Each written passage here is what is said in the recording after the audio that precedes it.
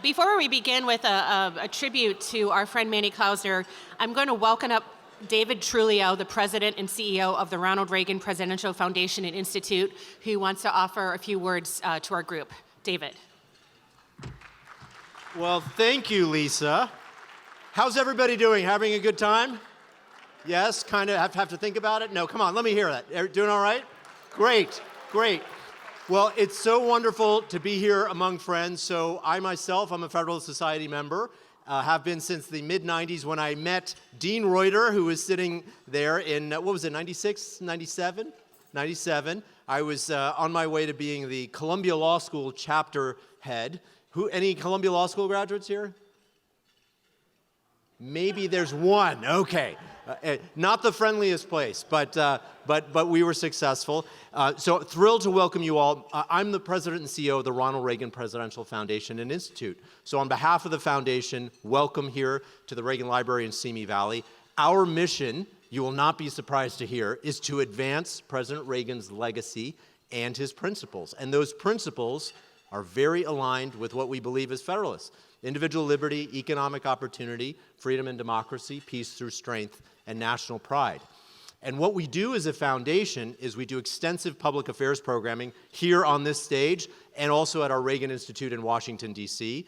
We do major policy convenings like the Reagan National Defense Forum, which we do here. We're launching the inaugural Reagan National Economic Forum in May 29th and 30th here in Simi Valley. We do the Reagan Institute Summit on Education in Washington. And then, in addition, we do extensive educational programs here in California and in D.C., and we're a leading cultural institution. So literally right now, right here, we have the Dead Sea Scrolls. So I hope many of you have an opportunity to see the Dead Sea Scrolls because they're not in Israel, they're here. And the reason there are cars parked all the way up Presidential Drive is because people from around the country and around the world are coming to see them. So I'm thrilled that you're here. You're welcome back anytime. Please reach out to my team or me if I can ever be helpful. And with that, have a great rest of the conference, which I will enjoy as well as a member and participant. And I'll turn the microphone back over to Lisa. Thank you.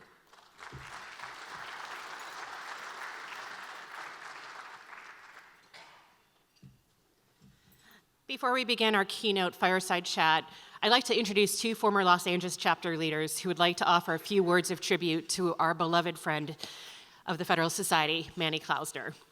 As many of you know, Manny was a longtime Federalist Society chapter and practice group leader.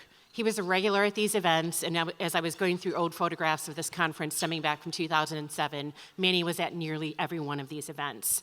I recall meeting him and his wife, Willette, at the very first lawyers' convention I worked at the Federalist Society 25 years ago, when I was invited to sit at their table because there was one empty seat, and Leonard Leo was like, "Do you want to meet Manny and Willette?" And I was very young at the time, and meeting them made me really feel like he was an icon in FedSoc, and it was somebody that I didn't know that I'd have a chance to interact with and work with over 25 years. So Jeremy Rosen and Andrew Pappas have offered to share a few words in tribute to Manny. They are both, past presidents of the Los Angeles Lawyers Chapter and regulars at these events. And with that, I'm going to turn things over to Andrew.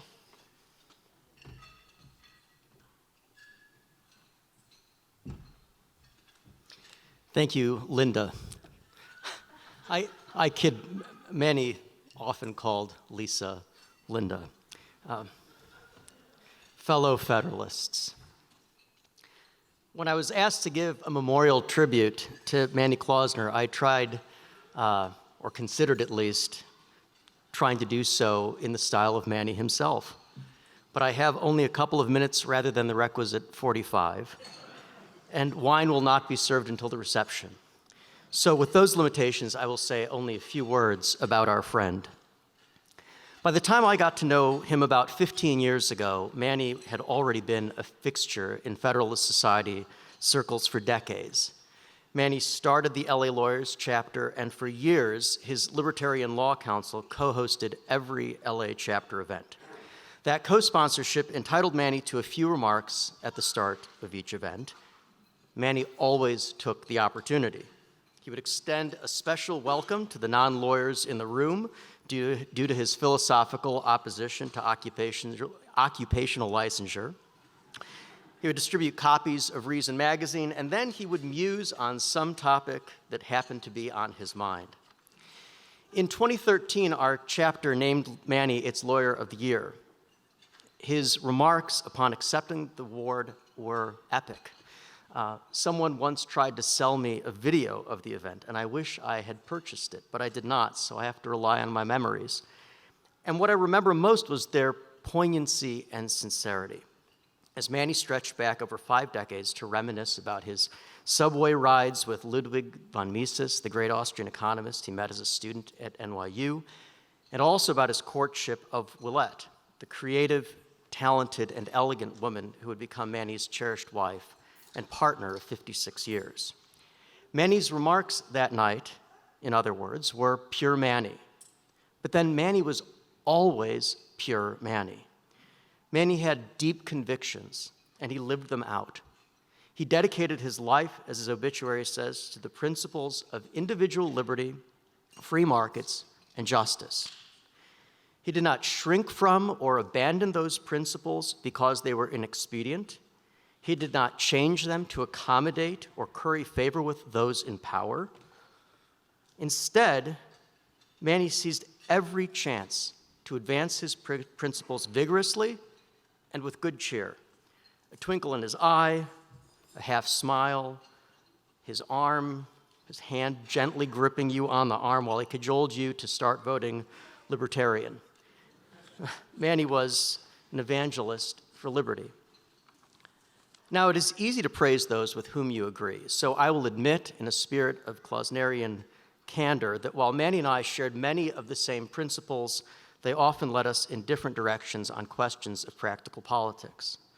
But when we disagreed, I never doubted that Manny had reached his answers honestly. And so forceful was his example that our occasional disagreements always made me wonder whether I was the one who had erred.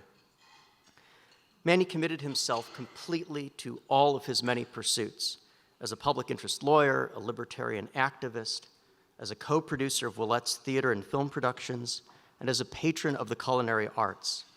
And as befits a world-class foodie and wine connoisseur, Manny really seemed to savor it all. It is hard to grasp the death of someone like Manny who lived so fully. We will miss his physical presence at events like these. But may Manny's spirit and principles forever suffuse the society, and may Manny's memory be eternal, and may it be for a blessing. Thank you.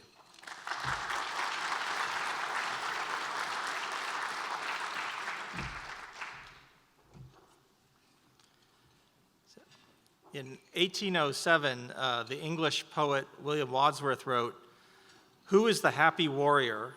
Who is he whom every man in arms should wish to be?" After 200 plus years, we finally have the answer, Manny Klausner. During my life, I've been privileged to know many people from all walks of life, but I can tell you with 100% certainty, I knew only one Manny Klausner. I'll never forget the first time I heard his name. It was 1999. I had just joined the Federalist Society as a baby associate at Munger, Tolles & Olson. I agreed to help the then LA chapter president, Henry Weissman, plan the next event. He cryptically told me one day, "You need to run this by Manny." I asked, "Who's Manny?"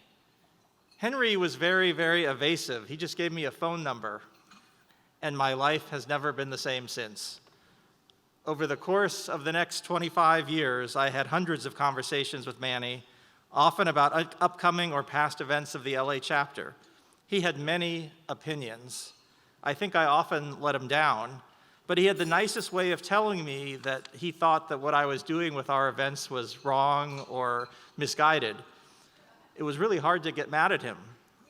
Though I will confess that there were days when I would see his name come through on my phone when it was ringing, that I would let it go to voicemail, because I just didn't have an hour or two to waste talking to him in great detail about our last event, our next event, or whatever else came to mind that day for him. Now, Manny was a great lawyer because he was so creative, smart, and committed to his clients and causes for liberty. I do remember one time having to tell him that his legal arguments were wrong, maybe even borderline frivolous. The next 3 hours were a blur as I had to reassess my own legal acumen. But Manny's greatest gift was his love of life and other people. He never talked down to anyone. He never got mad at people who disagreed, sometimes vehemently, with him on political issues. He really was the happy warrior, always trying to persuade, never trying to attack or dehumanize. Now, Manny also loved food, but not just the fancy restaurants with the Michelin chefs who all called him a friend. When I joined Horvitz and Levy almost 24 years ago, Manny was excited for me because our then office was near Reuben's Red Hots, which he told me served the best hot dogs outside of Chicago. And he was right. They were really good. But most important of all, Manny loved his wife, Willette. Their love story and relationship was an inspiration to all who knew him. Now, Willette had a special power. She was the only person who could get Manny to be quiet, but only for a minute or two, of course. But their dedication to each other is what we all aspire to have in our lives. I'm having great difficulty coming to grips with a world without Manny. I wish I had a copy of Reason magazine to give out to everyone here, as Manny often did at our events. And I'm truly despondent that Manny isn't here right now to say he was right all along about the California bar after their recent deplorable failure with the bar exam. Ralph Waldo Emerson once said that the purpose of life is not to be happy. It is to be useful, to be honorable, to be compassionate, to have it make some difference that you have lived and lived well. Well, Manny certainly lived an honorable life of consequence and made a tremendous difference in the world. But he was happy too, and that was his unique gift. Sometimes at these sad events, a moment of silence is called for, but not for Manny. He wouldn't appreciate silence. So I would ask you all to raise your glass, pretend it has fine wine in it, and toast to our dear friend Manny. And today, throughout the rest of this conference, reconnect with old friends, make a new friend, just like Manny would, and may his memory always be a blessing for us all. Thank you.